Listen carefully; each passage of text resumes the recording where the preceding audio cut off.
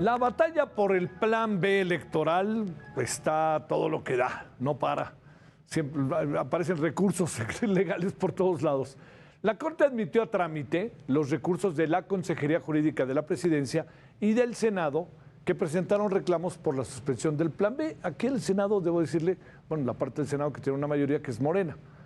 ¿Quiénes van a revisar el caso? Ahí le va. Los ministros Juan Luis González Alcántara Carrancá y ¿quién más cree? Yasmín Esquivel Moza.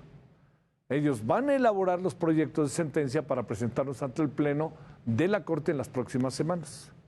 El asunto está ahí a todo lo que da. Le hemos pedido a Javier Martín pues hablar del tema, Javier Martín Reyes, investigador del Instituto de Investigaciones Jurídicas de la UNAM, para ver todos los pormenores del asunto y algo que pensábamos hoy, que era, pues exactamente hoy que platicaba yo con algunos senadores de Morena, con uno en particular, Leonel Godoy, dice, esta es una reforma administrativa del INE, no es una reforma que vaya más allá, eso es el plan B. ¿Es eso? Bueno, Javier, te saludo con mucho gusto y el agradecimiento de que estés con nosotros. ¿Cómo has estado? Hola, ¿qué tal? Tocayo, como siempre, con el gusto de saludarte a ti y a toda la audiencia. Bueno, te agradecemos que en Martes Santo, yo sé que eres académico y andan en vacaciones, estés con nosotros, te lo agradezco mucho. Oye, a ver, Javier, déjame preguntarte esto primero. El trámite que tenemos enfrente todavía va para largo. Inquieta que caiga en manos de la señora Yasmín Esquivel, para decirlo absolutamente claro. A ver, ¿cómo podríamos cuadrar el asunto para entender ante qué estamos con impugnaciones de uno y otro lado? Sí, a ver, lo primero que hay que enfatizar es eso que tú muy bien dices, Javier, y es que a esto todavía le falta mucho, ¿no?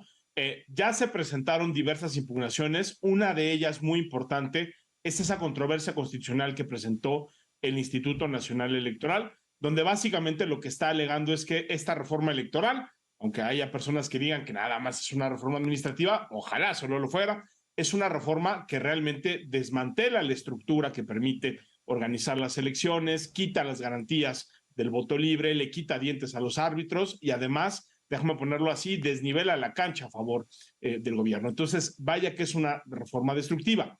Esta impugnación del INE, Javier, ya fue admitida por el ministro Lainez y el propio ministro Lainez hace unos días dictó una cosa que no nos debería de suspender porque ya hay precedentes, ya ha habido casos similares. Lo que dicta Javier Lainez es una suspensión, o para ponerlo en términos muy sencillos, le puso una pausa a la aplicación del plan B. ¿Hasta cuándo durará esa suspensión? Pues de entrada hasta que la Corte ya le entre al fondo del asunto, es decir, cuando la Corte se ponga a analizar si el plan B en su totalidad o en parte es inconstitucional o no es inconstitucional, si se vulnera o no se vulnera la autonomía del INE. Pero estas decisiones que tomó en individual el ministro Lainez, lo cual es perfectamente normal, así es el trámite, en efecto pueden ser impugnadas. Y ya se presentaron dos recursos de reclamación.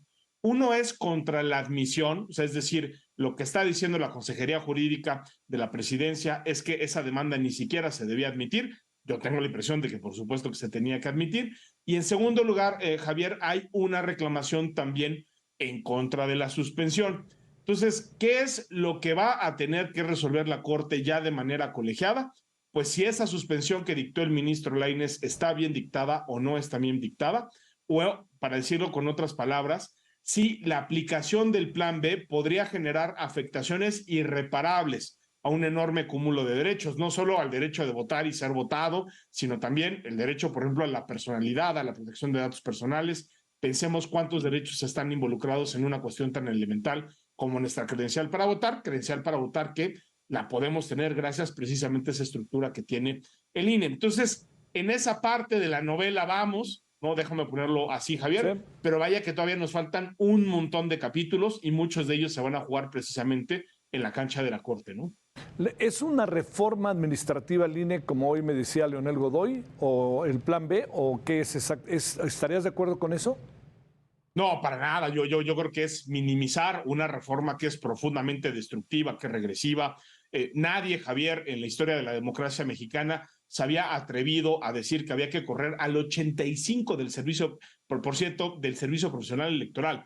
Tú imagínate lo que le pasaría a este país si corriéramos al 85%, por ejemplo, de las maestras y los maestros de primaria, o si corriéramos al 85% del personal médico del IMSS, del ISSSTE y de otras dependencias de seguridad pública. Por supuesto que nos podríamos ahorrar algo de dinero, quizá en el mediano plazo. Habrá quien podría decir, bueno, es una reforma administrativa para adelgazar el aparato, ¿no? Burocrático relacionado con la educación o con la salud. Bueno, podríamos llamarlo de esa manera, pero la verdad es que estaríamos minimizando pues las potenciales afectaciones que habría una enorme cantidad de derechos. Si despidiéramos a médicos, afectaríamos el derecho a la salud. Si despidiéramos a las profesoras y a los profesores que dan clases en las escuelas públicas, pues claramente generaríamos una afectación al derecho a la educación. De la misma manera, cuando se pretende desmantelar de esta manera la estructura administrativa del INE, que hay que decirlo, Javier, es una estructura profesionalizada. Las personas que trabajan ahí no le deben su trabajo a ningún partido político, a ningún gobierno, a una relación de amistad o de parentesco. Son personas que hicieron exámenes para ingresar a ese servicio profesional electoral, que son continuamente evaluadas, ¿no? Que cuando quieren subir de cargo tienen que pasar también por evaluaciones rigurosas. Es, yo te diría, incluso uno de los muy pocos servicios profesionales que funcionan bien en México, ¿no? Entonces, sí creo que nada más esa parte de la reforma, y si luego vemos otras cosas como esa fusión de áreas que hay y que haría muy difícil de operar al Instituto Nacional Electoral, partes de la reforma que también lo que buscan es limitar la capacidad de los árbitros locales, es decir, los institutos electorales locales, para poder tener diseños institucionales que se adecúen a las circunstancias del contexto. Si vemos la parte de la reforma que le quita al INE, a los soples y a los tribunales la facultad, por ejemplo, de establecer acciones afirmativas a favor de grupos vulnerables o de tomar medidas para garantizar la paridad, cuando vemos que se le quitan los dientes a los árbitros electorales para poder sancionar violaciones a la Constitución y a la ley, o cuando vemos los cambios que se introducen en materia de propaganda gubernamental para que el gobierno pueda intervenir de una manera más directa en las elecciones, creo que queda muy claro, Javier, que esto es mucho más que una reforma administrativa. Creo que es una reforma que lo que busca es desmantelar esas instituciones que nos garantizan el voto libre. Javier, ¿qué piensas del discurso de toma de posesión y las primeras expresiones de la presidenta del INE? Yo hoy decía un poco en broma y en serio, no vaya a ser que tengamos a consejeros que cumplan de manera cabal con sus funciones y ahora los adjetivos sean a los nuevos consejeros, ¿no? Sí, a ver, yo te diría, mira, creo que hay que darle la justa dimensión a un discurso, digamos, de toma de protesta. Por supuesto, lo importante no son los dichos, sino los hechos. Y yo te diría, creo que los grandes retos que van a tener tanto la consejera presidenta Tadei como los nuevos consejeros, pues va a hacer frente a este muy difícil contexto que estamos viviendo. Yo creo que fue una sesión, Javier, donde paradójicamente se transpiraba un poco de tranquilidad y de normalidad, ¿no? Como si de repente el cambio de perfiles fuera a generar en automático ya una nueva época. Hay que decirlo, si hoy el INE puede pensar en cómo organizar mejor las elecciones, cómo generar cierto tipo de ahorros dentro del marco constitucional, cómo reivindicar a los trabajadores, es porque esa suspensión del ministro Lainez está vigente. Si esa suspensión es revocada o modificada, la consejera presidenta y los consejeros electorales van a pasar muy rápidamente de esa aparente normalidad a, creo que, un escenario que podría terminar siendo caótico. Dicho lo anterior, Javier, a mí sí me gustó el discurso de la consejera presidenta. Creo que si para hacer hay que parecer, aquí claramente vimos una funcionaria electoral muy experimentada, con experiencia en órganos colegiados. Creo que fue muy prudente, ¿no? O sea, no fijó posiciones claras en los temas polémicos. Lo que llamó fue a dialogar y a construir acuerdos de manera colegiada, pero yo sí lo digo abiertamente, a mí sí me gustó, digamos, esa manera en la que se condujo, me gustó el contenido de su discurso. Habrá que esperar lo más importante, vienen nombramientos importantes y vienen un montón de decisiones que también van a ser muy trascendentales, tocayo. Las decisiones que toma, para cerrar, Javier, el INE son colegiadas, son de todos, pues todos deben de participar de ellas, ¿no? Los 11 consejeros. Estoy pensando en que hace la propuesta la presidenta, pero habrá que ver quién es el secretario o la secretaria, que todo indica que será una secretaria la que estará sustituyendo a quien yo creo que hizo muy buen trabajo, a lo mejor hay algo que yo me perdí, pero no lo creo, que fue Edmundo Jacobo, ¿eh? No, a ver, yo coincido plenamente. Creo que Edmundo Jacobo es un funcionario ejemplar, fue un funcionario discreto, eficiente, muy profesional. Trabajó no solo con el presidente Córdoba, sino también con el presidente Valdés. Ojalá la presidenta Tadei opte si es una mujer, que bueno, pero sobre todo que sea una persona con la experiencia, con la independencia y la capacidad para manejar una estructura que es muy compleja, ¿no? Eso hay que decirlo, Sí. Javier. Y tienes toda la razón, es decir, las decisiones en el INE se toman en su mayoría de manera colegiada. La presidenta tiene mano en la propuesta, lo cual no es poca cosa para la Secretaría Ejecutiva, para las direcciones ejecutivas y para otros órganos. Y yo creo que ahí sí es donde vamos a ver, de alguna manera, si hay coincidencia entre el discurso y los hechos. Creo que si ella opta por perfiles impecables, de casa, que tengan mucha experiencia, tanto en el INE o en otro tipo de organizaciones similares a nivel estatal, creo que a final de cuentas, pues eso sería una muy buena señal, ¿no? De que en efecto, pues ella va a tener una conducción imparcial y muy técnica de la presidencia. Ojalá así sea, Javier.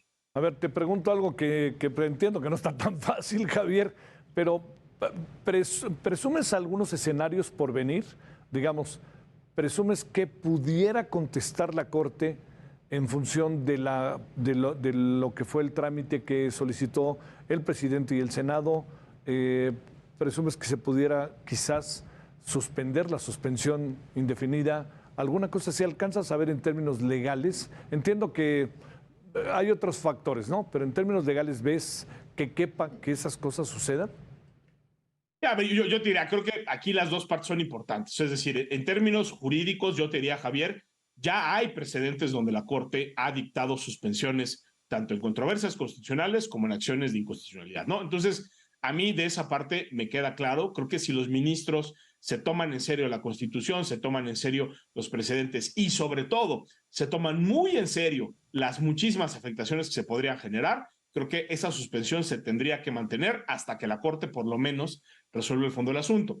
Ahora, en términos políticos, yo también estoy de acuerdo y creo que no hay que ser ingenuos. Las presiones políticas del poder van a ser enormes. Esos comunicados no son una casualidad, las declaraciones del presidente no son una casualidad, y sí creo que ese va a ser un reto enorme, digamos, para la Corte, para esta época, digamos, de la presidencia de la ministra Norma Piña. Yo te diría, a mí me gustaría pensar, ¿no? que la Corte, por cómo ha venido resolviendo asuntos recientemente, tendrá la fortaleza institucional para resistir las presiones y para darnos una solución que sea jurídicamente sólida y al mismo tiempo sea políticamente imparcial. Pero bueno, habrá que estar muy al pendiente, Tocayo, porque, pues sí, las presiones van a ser muy grandes. Tocayo, que te vaya muy bien. Buena Santa Semana. Gracias. Pues muchísimas gracias, Tocayo. Un abrazo muy fuerte, como siempre. Que estés muy bien. Gracias, gracias.